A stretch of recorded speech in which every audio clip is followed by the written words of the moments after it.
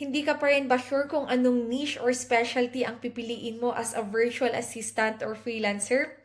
Don't worry, this video is made just for you. And yes, kahit nakailang beses ka nang nagsabi na ay gusto ko mag-VA, pero hindi mo pa rin alam kung anong klaseng VA ang pipiliin mo, normal lang yan.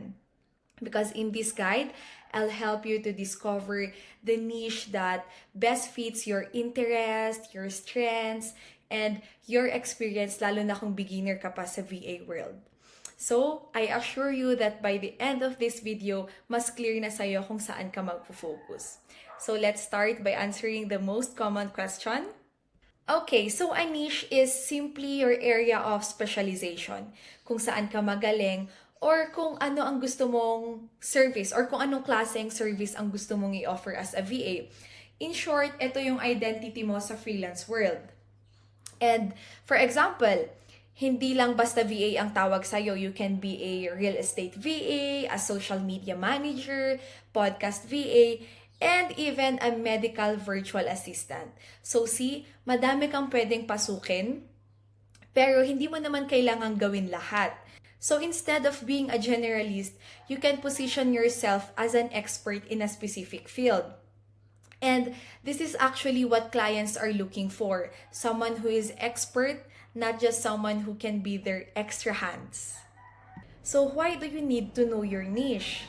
The VA industry is getting so competitive. So para mag-stand out ka, kailangan may specialty ka. Think of it like this. Mas madaling maalala ang podcast VA kesa VA lang po.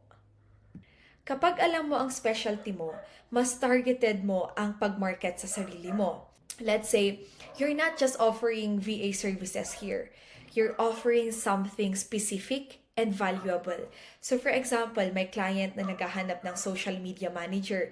Then nakita niya sa profile mo, nakalagay doon, social media manager. Pwedeng ikaw ang isa sa pipiliin niya. Think of yourself as a freelancer business owner, not just an employee.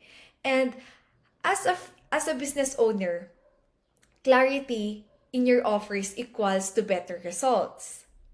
And you can charge higher rates. Kung specialized ka, mas valuable ka. I know na we all start small naman, pero trust me, may power ang pagiging specific.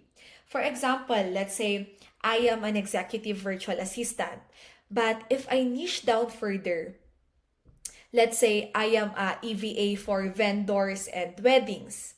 Meaning nun, mas mataas ang rate ko compared sa general EVA lang. And lastly, you attract the right clients. Kung nurse ka before, instead of starting as a general VA, you can position yourself as a medical VA.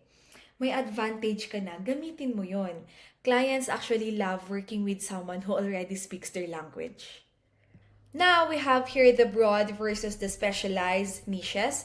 And what's their difference? Okay, let's break it down. For broad niche, ito usually yung mga general VA and even the executive VA.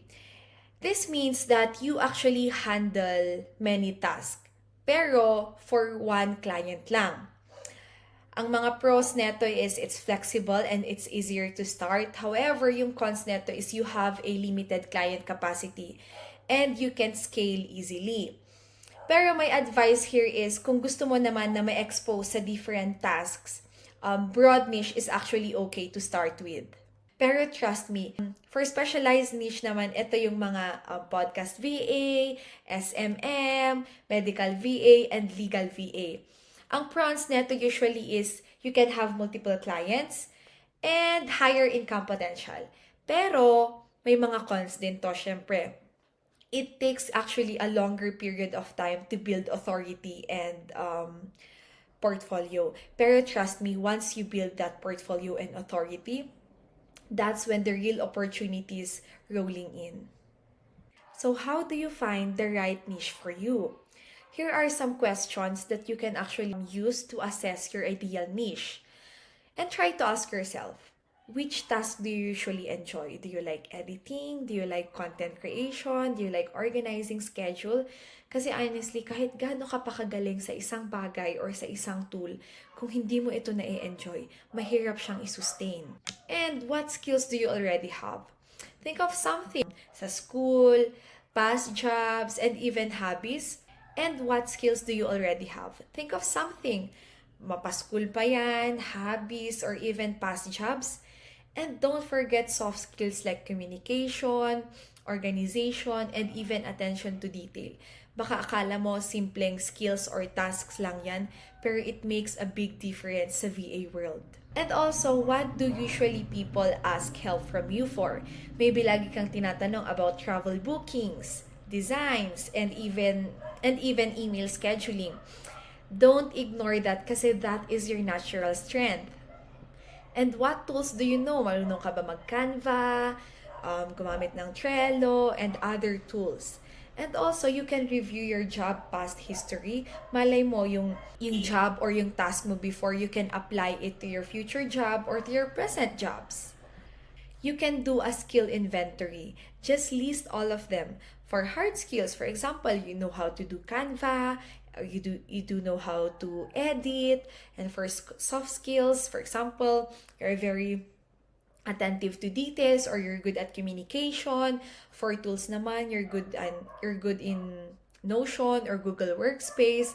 And for your experience, also for tools, you can also see if you're a beginner, you're an expert, or intermediate. For experience naman, yung mga past roles mo, for sure laging may makukuha or may maitutulong yan sa'yo. For my final tip, your niche is your edge. Hindi ito something na kailangan mong i-perfect agad. You can start broad, then specialize it along the way. Depende naman to sa experience mo and sa market feedback. Ang mahalaga naman dito is you take action now, you assess your skills, and you market yourself with clarity. If this video helped you figure out your direction as a VA, please don't forget to like, comment, share, subscribe, and share it for more contents like this.